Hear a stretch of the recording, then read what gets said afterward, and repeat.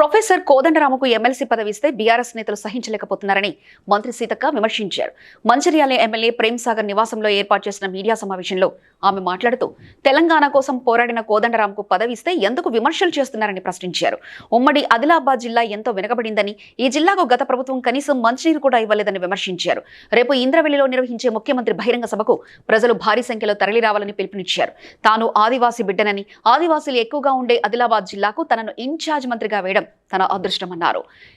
ఇంద్రవెల్లి అమరవీరుల కుటుంబాలను 1981లో అక్కడ పోలీసుల కాల్పులో గాయపడ్డ వారిని ఆదుకుంటామని సీతక్క తెలిపారు. ఇంద్రవెల్లి మీటింగ్ సీఎం రేవంత్ రెడ్డి గారు ఆ రోజు మరి పిసిసి అధ్యక్షుడైన వెంటనే మొదటి బహిరంగ సభ, భారీ బహిరంగ సభ ఆ రోజు ప్రేమ్ సాగర్ అన్న గారి భుజాల మీద నుంచే వాస్తవానికి వారు ఇనిషియేట్ తీసుకొని పూర్తి స్థాయిలో చేయడం జరిగింది. చాలా పెద్ద ఎత్తున సక్సెస్ అయింది.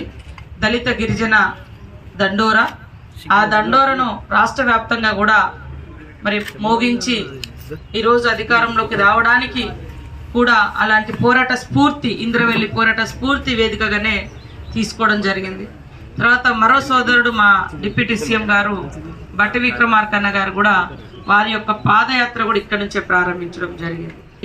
కానీ ఈ ఉమ్మడి ఆదిలాబాద్ జిల్లాకు గత ప్రభుత్వము అన్యాయం చేసింది. వాస్తవానికి కనీసం హాస్పిటల్లో డాక్టర్లు కూడా లేనటువంటి పరిస్థితి ఆసిఫాబాద్ లాంటి ఏరియాలలో ఇవ్వను కూడా ఇవ్వలేదు. ఈరోజు మేము ఇచ్చిన నోటిఫికేషన్ ఇవ్వడానికి 10 ఏళ్ళు పట్టిరు నర్సులకు. ఇవాళ వచ్చిన వెంటనే మరి అవన్నీ సార్ట్అవుట్ చేసి వెంటనే ఉద్యోగాలు ఇస్తూ ఉన్నాం. ఆ రోజు మాట ఇచ్చినాం. ఎవరైతే ఆనాడు మరణించిరో ఆదివాసీ ఉద్యమంలో అమరవీరులు, వారందరికి కూడా హౌసింగ్ సైట్స్ కానీ, రేపు వచ్చేటువంటి ఇందిరమ్మ ఇళ్ళు కానీ, తర్వాత చనిపోయినటువంటి వాళ్ళ పేరుతోటి ఒక స్మృతివనం కానీ, వాళ్ళ పేర్లను ఐడెంటిఫై చేసి స్తూపం మీద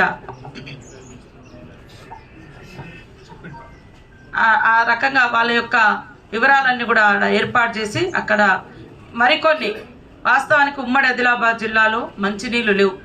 Please like and share, subscribe to BCN Telugu News. Please like, share and subscribe to BCN Telugu News.